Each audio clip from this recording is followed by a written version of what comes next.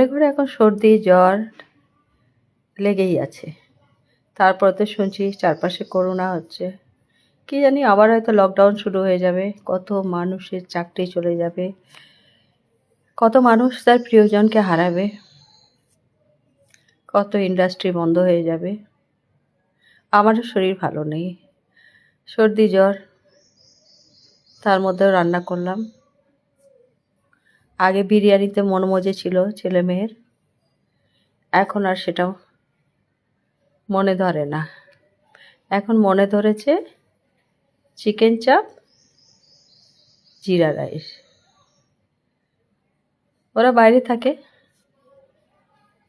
তাই আমি এই খাবারটাই ওদের জন্য বানিয়ে রাখি। ওদের জন্য না হলেও মেন হচ্ছে ওদের জন্য, কিন্তু খাই তো আমরা সবাই। এই খাবারে আমার সকাল রাত দুবেলাই হয়ে যাবে। আর যেটা বলছিলাম, এই ওয়েদারে সবারই শরীর খারাপ। তোমরা যারা দেখছো ফ্রিজের জলটা অ্যাভয়েড করো। ফ্রিজের জল খেলে আরও শরীর খারাপ হবে। গরম ঠান্ডা গরম ঠান্ডা, কী কাল আমি নিজেও জানি না। সমস্ত পরিবর্তন হয়ে গেছে।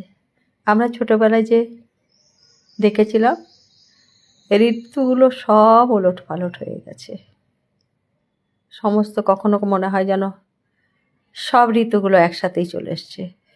গ্রীষ্মকালে গরম নেই, শীতে ঠান্ডা নেই, বর্ষায় বৃষ্টি নেই।